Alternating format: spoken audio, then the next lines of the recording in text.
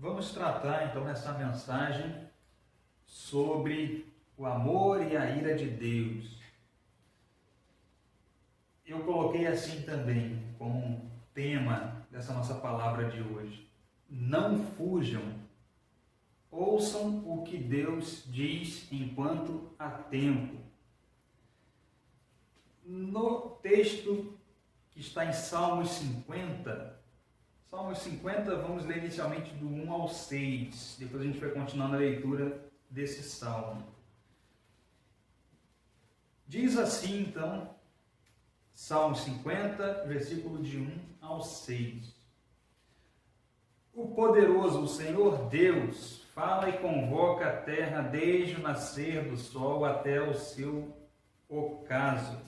Desde Sião, a perfeição da formosura, Deus resplandece. O nosso Deus vem e não guarda silêncio. Diante dele há um fogo devorador e grande tormenta ao seu redor. Ele intima os altos céus e a terra para o julgamento do seu povo. Congregai os meus santos, aqueles que fizeram comigo um pacto por meio de sacrifícios. Os céus proclamam a justiça dele, pois Deus mesmo é juiz. Amém. Queridos,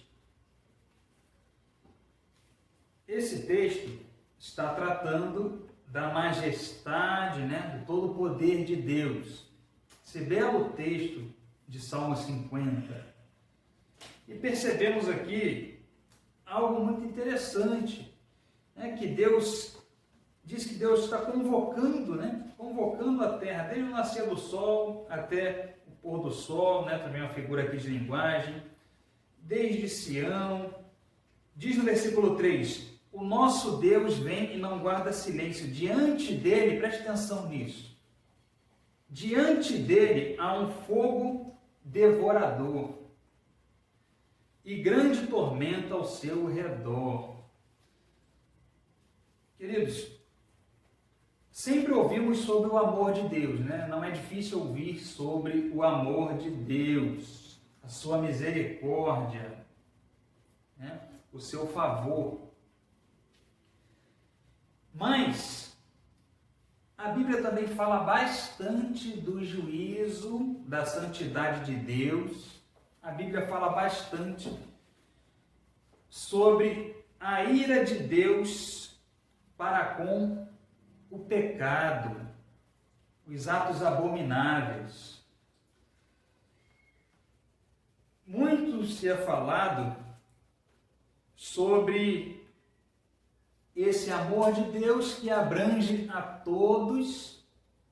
Então, o amor de Deus alcança, de qualquer forma, a todas as pessoas, Todas as pessoas, alguns falam que vão ser aceitas por Deus. Só que isso é contrário ao que a Bíblia diz. E a nossa base de fé, a revelação que Deus deixou, está nas Escrituras Sagradas, está na Bíblia. É por meio dela que conhecemos a Deus e a sua vontade. Então, diz, no versículo 4, que conforme acabamos de ler no 3, que há um fogo devorador diante dele, ao seu redor, grande tormento. Deus, a Bíblia fala algumas vezes que Deus é um fogo devorador. Deus é um fogo consumidor. Então, queridos, Deus é amor, mas Deus também é fogo consumidor. Isso está na Bíblia, em várias passagens. E diz no versículo 4 que ele intima os altos céus e a terra para o julgamento do seu povo. Deus convoca a todos e fará o julgamento. Esse texto aqui está falando primeiramente, diretamente ao povo de Israel, mas isso aqui se estende, irmãos, ao mundo, se estende ao julgamento de Deus sobre as nações. Vamos ver isso durante essa mensagem. E Deus diz então ali para o povo de Israel, congregai, versículo 5, congregai os meus santos, aqueles que fizeram comigo um pacto por meio de sacrifícios. o povo com quem Deus tinha feito um pacto, o povo de Israel. Aquele povo descendente de Abraão, Isaque e Jacó. No versículo 6 diz assim: Deus proclama a justiça dele, pois Deus mesmo é juiz. E o que um juiz faz? Olha que coisa importante para refletir, irmãos. O que o juiz faz? E Deus é um juiz perfeito, né? Não há falha no julgamento dele. O juiz, ele absolve ou condena, não é isso? O juiz, ele absolve ou condena. E Deus é juiz, diz no versículo 6. Alguns vão ser absolvidos, outros vão ser condenados. Quem são os absolvidos e quem são os condenados? Vamos ver com mais clareza. Continuando no texto, irmãos, no versículo 7, diz assim: Ouve, povo meu, e eu falarei, ouve, ó Israel, e eu te protestarei, eu sou Deus, o teu Deus. No versículo 8, Deus diz que não repreende a eles pelos sacrifícios apresentados, os holocaustos, que o povo sempre levava até Deus no seu templo. Acompanhe comigo esse raciocínio. Deus diz o seguinte: o sacrifício em si, porque aqui nós estamos tratando da época ainda antes de Cristo, existiam vários rituais, sacrifícios de animais que o próprio Deus tinha estabelecido para o povo.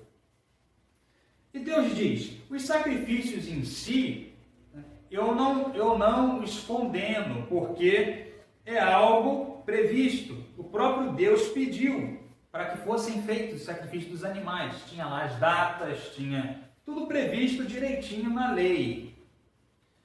Mas Deus continua dizendo assim, versículo 9: da tua mão não aceitarei novilho, nem bodes dos teus currais. Então olha o que Deus diz. Ele fala que não tem problema algum, na verdade é algo que Deus mesmo pedia, do sacrifício dos animais, porém, olha o que começa a chamar mais ainda a nossa atenção. Deus diz que não aceitaria esses novilhos e bodes deles em sacrifício. Por quê? Se o próprio Deus tinha solicitado isso, por que então que Deus não ia aceitar? Queridos, aqui nós podemos aplicar a questões de rituais religiosos. Quando falamos de programas a cumprir, rituais a cumprir, cumprir com o previsto, nós podemos aplicar nos dias de hoje com, por exemplo, a pessoa ela seguir ali a cartilha, por exemplo, da igreja que ela congrega, né? Ela participar, ela cumprir ali as regras, ela dá lá a sua oferta, né? Inclusive, ela ajuda, preste atenção nesse raciocínio, ela ajuda algum necessitado, né? Ela contribui ali para que, numa cesta básica de um necessitado, ou a roupa para alguém que está passando frio. Deus diz assim: isso aí tudo, ok, bom, isso deve ser feito. Presta atenção, irmãos, os sacrifícios dos animais eram para ser realizados, mas Deus está dizendo: eu não estou aceitando. Veja bem, tudo isso que eu falei da igreja de hoje que acontece, né? As contribuições, o cumprimento das regras ali do grupo e tal, os rituais religiosos, tudo isso, não há problema nos atos em si, muito pelo contrário, é algo até bom. Porém, o que é importante a gente ressaltar, a pessoa ela pode cumprir tudo ali que está previsto na igreja, né? Participar dos rituais religiosos, né? Das programações, até mesmo de contribuições, né? Porém, a vida dela não condiz com essa prática religiosa. Então, a pessoa na sua vida, no seu dia a dia, ela está vivendo em pecados, ela não zela pela obediência a Deus, mas, no entanto, cumpre tudo direitinho do que está previsto. Então, o que isso traz para nós? Vamos entender melhor ainda. Presta atenção no versículo 10. Porque meu é todo animal da selva e o gado sobre milhares de outeiros. Então Deus diz assim: esses animais que vocês me trazem, sem obediência, não vale nada esses sacrifícios. Porque para mim, Deus diz assim, para mim não é o mais importante que esses animais sejam consumidos, porque meu é todo animal da selva, versículo 10. Todo gado que estão nos montes, onde quer que seja, queridos, toda a criação, todos os animais são do próprio Deus, foi Ele que criou. Então, para Deus, o animal propriamente dito em si, só isso, não faz diferença, porque dele já são todos os animais. Ele continua no versículo 11: conheço todas as aves dos montes e tudo o que se move no campo é meu. Se eu tivesse fome, Deus diz assim, não diria, não falaria para o povo, pois meu é o mundo e a sua plenitude. Queridos, Deus, Ele não está preocupado, Ele não está necessitado de carne ou sangue de animais. Mesmo naquela época, hoje em dia não tem mais essa prática, né? Hoje em dia, depois da vinda de Cristo e o seu sacrifício único e suficiente, essas práticas deixaram de existir, não são mais realizadas, não são mais cobradas. Cristo veio com o seu sacrifício perfeito, santo, suficiente e substituiu, porque tudo isso era sombra, né, do sacrifício de Cristo por nós. Mas voltando aqui, presta atenção, Deus não está com... A maior preocupação de Deus não é, queridos, que você cumpra os rituais religiosos, seja da religião que seja do grupo, qualquer grupo que você participe, que você cumpra as regras somente. Isso em si não faz a diferença. E o que faz a diferença então, queridos? Deus diz assim, no 13 ele fala, né, como eu comentei aqui, ele não come da carne dos touros ali oferecidos, nem bebe do sangue dos bodes. O que importa para Deus? Versículo 14. Oferece a Deus por sacrifício ações de graças e paga ao Altíssimo os teus votos. Veja bem, irmãos, e vai ficando cada vez mais claro o nosso tema de hoje.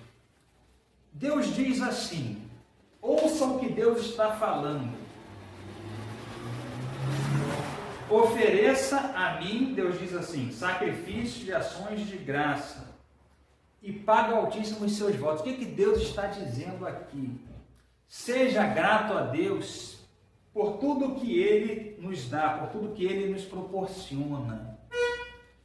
Não seja um resmungão, né, um reclamador, alguém que só sabe questionar e proferir palavras de insatisfação, mas seja alguém grato a Deus, sacrifício de ações de graça, que se volta para Deus, que se entrega para Deus, que reconhece o todo poder, a soberania e que tudo vem dele. E o que Deus está dizendo quando Ele fala assim, paga ao Altíssimo os teus votos. Irmãos, isso aqui é o seguinte, vou dar um exemplo prático para vocês. A maioria das pessoas dizem que acreditam em Deus, né? que na sua vida, né, tem uma vida onde coloca Deus em sua vida e tudo mais, né, que crê nele, né, que tem uma Bíblia. Só que é o seguinte, quantos realmente buscam uma vida de obediência a Deus. Quer ver um exemplo prático? A oração tão conhecida do Pai Nosso. Porque quando Deus aqui diz, cumpra os teus votos, Ele está dizendo assim, cumpra o que você diz com a sua boca. Cumpra aquilo que você está se comprometendo. Então, olha o exemplo da oração do Pai Nosso. A oração diz, Pai Nosso que estás no céu, santificado seja o teu nome. Será que todos que fazem essa oração, né, como uma reza ali repetitiva, muitos fazem assim, será que santificam o nome de Deus em suas vidas? Ou não? Quantos que fazem essa oração santificam de fato o nome de Deus? Na terra como é no céu. O que vocês acham? Será que santificam a Deus com suas vidas santas? A oração também diz assim, venha a nós o teu reino, seja feita a tua vontade. Quando a pessoa ora e diz isso, o que ela está falando? Que a vontade de Deus está acima da vontade dela. Isso na prática acontece? Será que a grande maioria das pessoas que fazem essa oração, na prática, ela está colocando a vontade de Deus acima da vontade dela?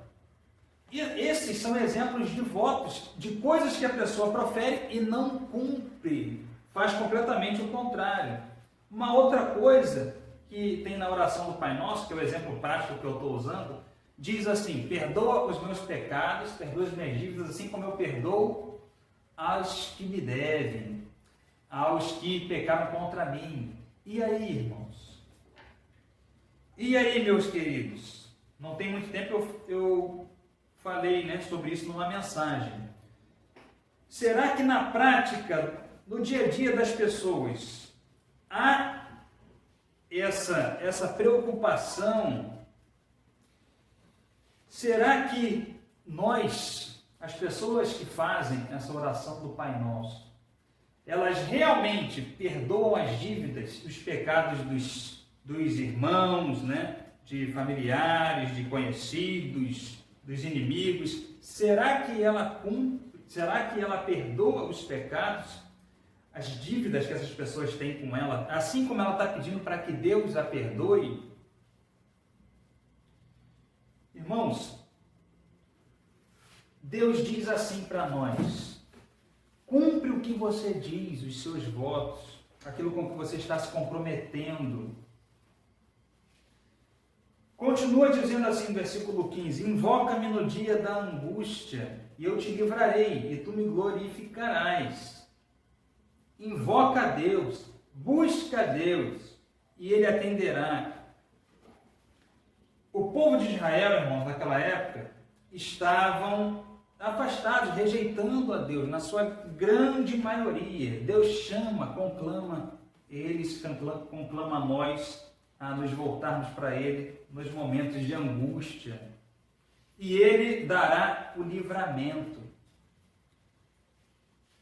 Mas ao ímpio diz Deus, vamos agora nos voltar mais para a questão do juízo de Deus, da ira dele sobre os pecados, as abominações cometidas. Acompanhe comigo o versículo 16. Mas ao ímpio diz Deus, que fazes tu em recitares os meus estatutos e em tomares o meu pacto na tua boca. Queridos, Deus diz assim, você ímpio, o que você está fazendo quando você está recitando os meus estatutos, proferindo com a sua boca coisas da minha palavra, pactos a partir de mim? Por que você está fazendo isso? Que ousadia é essa? Você está agindo como um louco, como um tolo, porque você age e vive impiamente e está falando coisas sobre mim, diz Deus. Vocês recitam meus estatutos, né? Tomam meu pacto na sua boca. E continua Deus dizendo no 17: mas vocês aborrecem a correção e lançam as minhas palavras para trás de vocês, para trás de ti. Então, presta atenção, meus irmãos. Isso aqui não se aplica somente aos que estão dentro da igreja, mas estão vivendo uma vida longe de Deus. Se aplica também aos que estão fora da igreja. Quer ver por quê? No Brasil, qualquer região que seja, em qual lugar uma pessoa pode dizer assim: não, eu não conheço nenhuma igreja, eu nunca ouvi falar de Jesus, eu nunca tive contato nenhum com a Bíblia. Quem pode dizer isso? Por que eu estou falando isso, irmãos? Isso sem considerar, né, se há ainda alguma tribo isolada, por exemplo, lá na Amazônia. Mas, no geral, irmãos, quem pode dizer que nunca teve acesso à palavra de Deus? À igreja, à Bíblia? No Brasil, por exemplo, praticamente ninguém, né, pode alegar isso. E o que eu quero dizer com isso? Aqui, irmãos, está sendo dito isso primeiramente para o povo de Israel. Nós podemos aplicar para a igreja. Para a igreja. Você que fala da minha palavra, você que fala do meu nome, anda com a Bíblia, você aborrece a correção, você lança a minha palavra para trás de ti, você não vive o que você fala. É um aspecto importante a considerar no meio da igreja. Só que é o seguinte: aqueles que não se voltam para Cristo, presta atenção, as pessoas que ouvem a palavra de Deus, a pessoa, ela já visitou uma igreja, ou um familiar já conversou com ela já participou de algum estudo bíblico, e essa pessoa, o que ela está fazendo? Ela ouve aquilo ali, ouve as instruções, ouve explicações, tá? E o que ela faz depois? Continua vivendo como se nunca tivesse ouvido sobre aquilo ali. Então, onde eu quero chegar? Que aqueles que não fazem parte da igreja, não estão dentro de um grupo, né, eclesiástico, também se enquadra aqui, irmãos. Até porque muitas dessas pessoas que não estão na igreja, estão no mundo, elas falam, né, de Deus. Não, graças a Deus, e se Deus quiser, né, que Deus me ajude. Para pedir ajuda, então, para pedir bênção, é uma maravilha. Mas, então o que eu quero dizer? Isso aqui, irmãos, se aplicam a todas as pessoas que têm contato com a palavra de Deus. Porque uma vez que você ouve, uma vez que você conhece, mesmo que seja pouco, já é o suficiente para que você perceba: eu preciso mudar de vida, eu preciso abandonar algumas práticas, eu preciso voltar para Deus. Então isso aqui se aplica aos que estão na igreja e vivem em pecado, mas também aos que estão fora da igreja. Porque já tiveram várias oportunidades e estão se escapando, né? Estão ali fugindo do chamado de Deus, não estão querendo obedecê-lo. Diz assim o versículo 18: vocês, quando vem um ladrão, se comprazem nele e têm parte com os adúlteros. Deus está dizendo aqui o seguinte, e nós vemos muito isso nos dias de hoje, né? Principalmente. Não só nos dias de hoje, sempre foi assim, né, irmãos? Mas está cada vez mais claro isso. Deus está dizendo assim: vocês tratam aqueles que praticam pecados, aqueles que roubam, aqueles que adulteram, os hipócritas, vocês compartilham, vocês têm parte com eles, vocês muitas vezes defendem o errado. Irmãos, o que mais tem acontecido é isso, valores defender o errado, criticar o certo. o criminoso é tido como o bonzinho, o inocente, o coitadinho. E o justo, o íntegro, aquele que, inclusive, busca uma vida que agrada a Deus, esse é tido como o mal, né, o errado. Esse, né, se deixar, chega a ser até apedrejado. Então Deus está dizendo assim: vocês têm prazer, têm parte nos ladrões, com os adúlteros, ou seja, com os perversos, com os corruptos, com os enganadores, com os mentirosos. Vocês têm prazer nesses. No 19, Deus diz: vocês soltam a boca para o mal e a tua língua trama enganos. As pessoas estão completamente dominadas pelo mal, né? Falam mentiras, tramam enganos, falam mal do irmão, versículo 20, falam mal do irmão, do amigo, do parente, do irmão na igreja, né? Critica todo mundo, faz fofoca.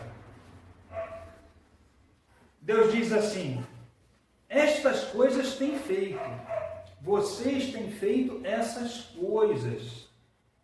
Deus falando para o povo de Israel e para nós também. Irmãos, é muito importante esse chamamento de Deus. Deus não é só amor, isso é história. Isso é um conto que leva as pessoas para a condenação. Deus, ele chama ao arrependimento. Deus é amor, Deus é justo, Deus é um juiz. Nós lemos aqui no início do texto. No versículo 21, irmãos, preste bem atenção no versículo 21. Deus fala assim: estas coisas tens feito, e eu me calei. Deus está dizendo assim: por enquanto nada foi feito, vocês estão pintando e bordando, vocês estão fazendo tudo o que o diabo quer. Vocês estão adulterando, estão roubando, estão mentindo, estão explorando, estão enganando as pessoas, praticando todo tipo de abominação. E continuam caminhando normalmente. Deus continua falando assim: pensavas que na verdade eu era como tu? Olha o que Deus diz para os ímpios. Na verdade, vocês estavam pensando que eu era como vocês, mas, versículo 21 ainda, eu te arguirei e tudo te porei à vista. Deus está dizendo assim: eu não sou como vocês, ímpios, pecadores. Tudo que vocês estão fazendo está sendo registrado, não cai no esquecimento. Desde os mais poderosos até os mais simples, pobrezinhos, toda maldade, crueldade, pecado cometido está diante de Deus.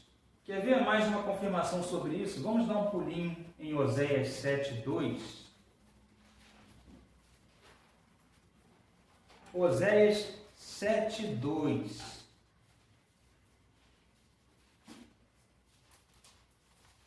Deus diz assim: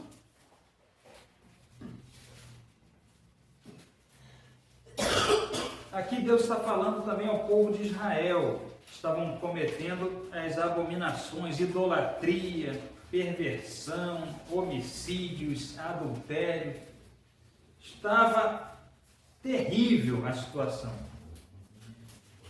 E aí Deus diz assim para eles, Oséias 7:2: vocês não consideram no coração que eu me lembro de toda a sua maldade Deus está dizendo, vocês estão achando que eu me esqueço do que vocês praticam. As pessoas cometem pecados escondidos, muitas vezes também as claras, tá? E se escondem atrás das suas influências, né? Os poderosos do seu dinheiro, do seu poder. Mas Deus diz assim, eu não me esqueço. Vocês não consideram no coração que eu me lembro de toda a maldade. Agora, pois, os cercam as suas obras. Diante da minha face estão. Então Deus diz, diante da minha face estão. Não cai no esquecimento.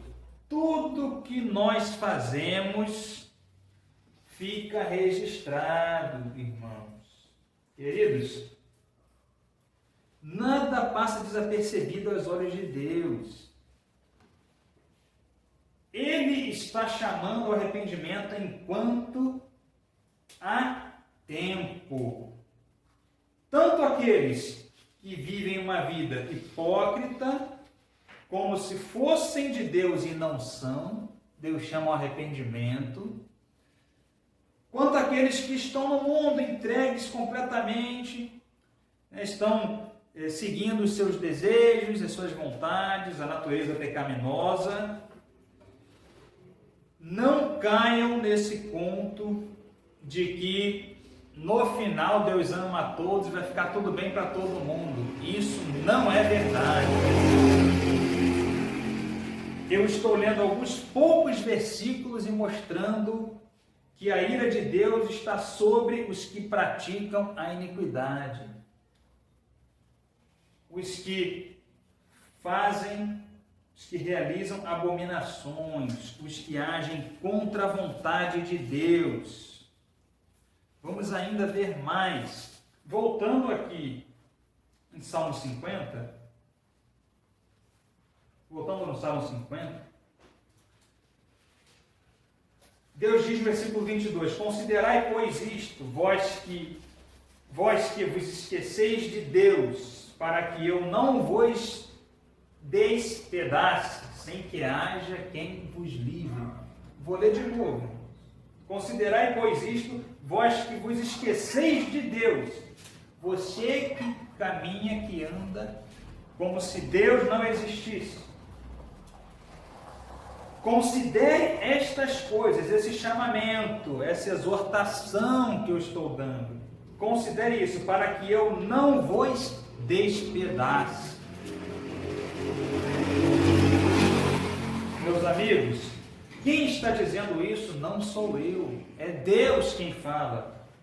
Está registrado na sua palavra. Deus está dizendo, abandonem os seus pecados, deixem de viver impiamente, senão eu vou despedaçar vocês serão condenados. O Deus Todo-Poderoso está dizendo isso. E não há quem livre, queridos. Não há quem livre das mãos de Deus. Ele é o Todo-Poderoso, Ele é o Senhor do Universo. 23, Deus diz assim, aquele que oferece por sacrifício ações de graças, me glorifica. E aquele que bem ordena o seu caminho, eu mostrarei a salvação de Deus. Deus fala assim, se volte para mim. Não fique só nas práticas religiosas, mas sim de coração sincero, coração grato a Deus, que reconhece o seu poder, a sua soberania. Se volte para o caminho do Senhor e Ele te salvará. Isso que Deus diz. Nós ouvimos por todos os lados, e isso é uma estratégia de Satanás, irmãos. Essa questão de que amor para lá, amor para cá, todos os caminhos levam a Deus, né? Mas só existe um caminho que leva à salvação, à vida eterna. Todos os caminhos levam a Deus no sentido de que todos estarão diante dele. Todos estarão diante de Deus para o julgamento. Agora, para ser salvo, só existe um caminho, que é Jesus Cristo. Vamos no texto de Efésios 2, vamos analisar mais esse texto ainda, caminhando para a conclusão da nossa mensagem. Efésios 2, de 1 a 9.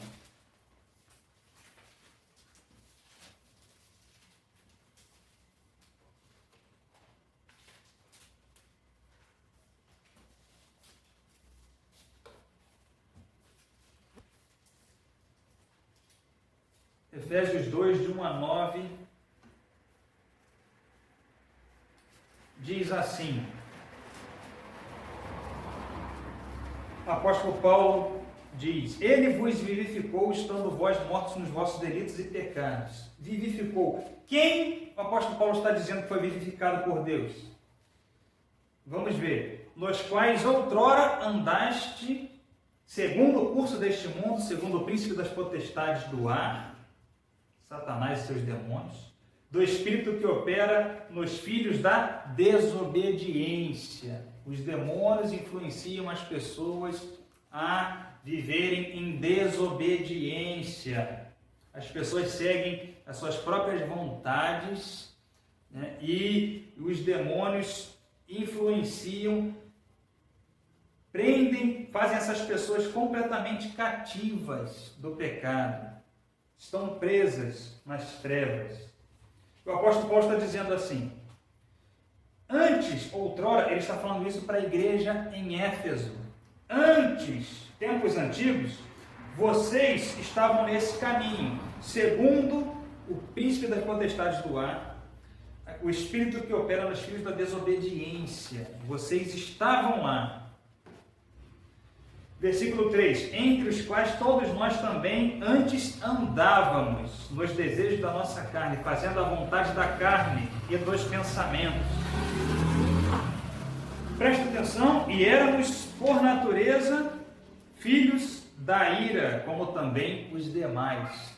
Vou ler de novo, para que você entenda que é um engano de Satanás, essa história só de amor e amor, e que Deus aceita a todos. Vou ler de novo.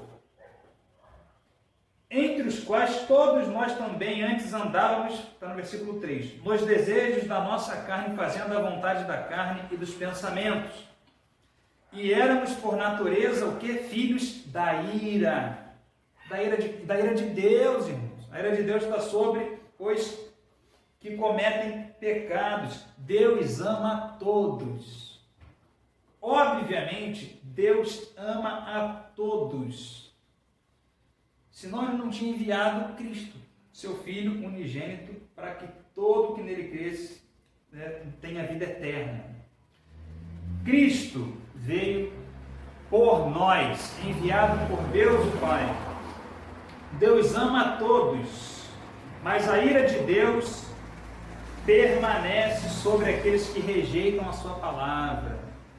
A ira de Deus está sobre os ímpios, pecadores. Acabamos de ver isso em Salmos. O apóstolo Paulo está falando sobre isso. Uma coisa importante que eu quero destacar, chamar a atenção de vocês. O apóstolo Paulo se inclui nisso aqui. Olha que coisa interessante. O apóstolo Paulo diz: nós éramos filhos da ira. E por acaso vocês sabem, muitos sabem, né? Quem era o apóstolo Paulo antes da sua conversão a Jesus Cristo? Por que eu quero chamar a atenção para isso? Porque muita gente se acha boa, muita gente se acha que está bem diante de Deus. Eu comento isso aqui algumas vezes, né? A pessoa ela não pratica crimes, não rouba, diz que não mata ninguém, não faz mal a ninguém. Quero dizer a vocês o seguinte: o apóstolo Paulo, ele era um dos principais líderes religiosos de Israel. O apóstolo Paulo, ele cumpria à risca a lei do Antigo Testamento. Ele era um dos principais. Então, ele era mais ético do que todos nós, irmãos. E olha só uma coisa, ele se inclui entre os filhos da ira. Por quê? Porque ele não tinha se humilhado diante de Deus e reconhecido a Jesus Cristo. Por quê? Porque ninguém pode ser salvo se não for pela graça de Deus em Jesus Cristo. Amém? Amém. Então o apóstolo Paulo se inclui nisso. E aí, continuando, irmãos, versículo 4. Mas Deus, sendo rico em misericórdia, pelo seu muito amor com que nos amou, Deus, pelo seu muito amor por nós, estando nós ainda mortos no nosso delito, nos vivificou juntamente com Cristo. Quem Deus vivifica, quem Deus resgata? Aqueles que se entregam a Cristo, que reconhecem Jesus Cristo. Pela graça sois salvos, está no finalzinho do versículo 5.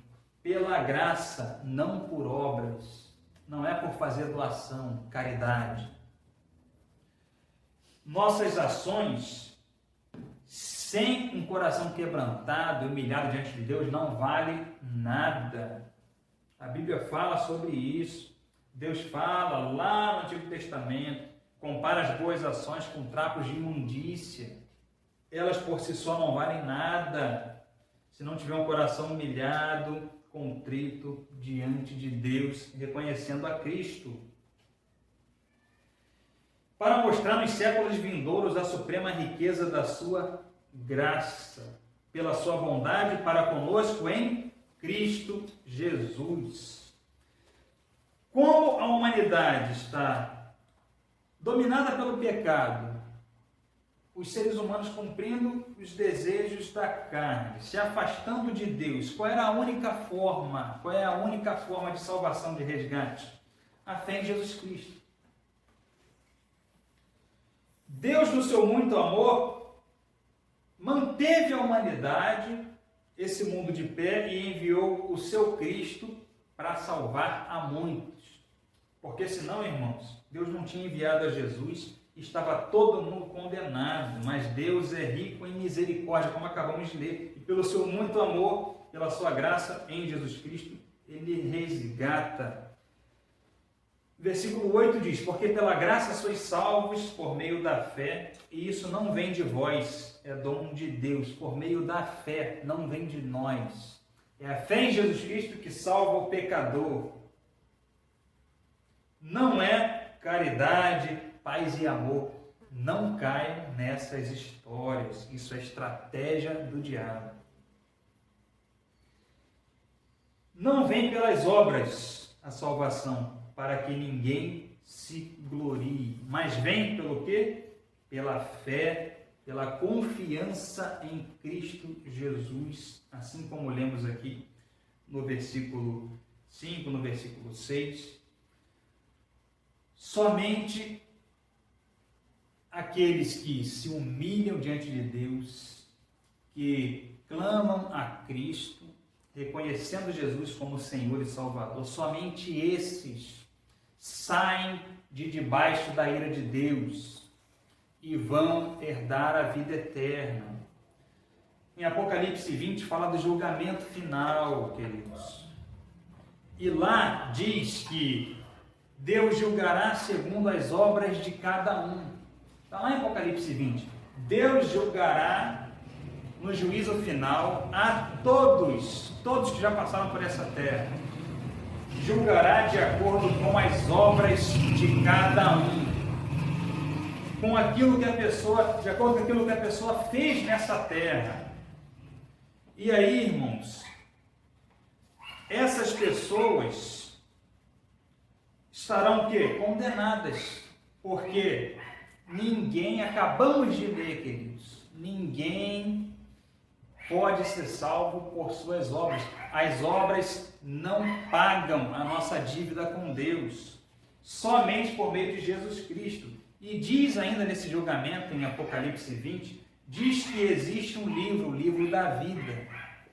E somente aqueles inscritos no livro da vida que serão absolvidos pelo juiz. Lembra lá do juiz? Salmos.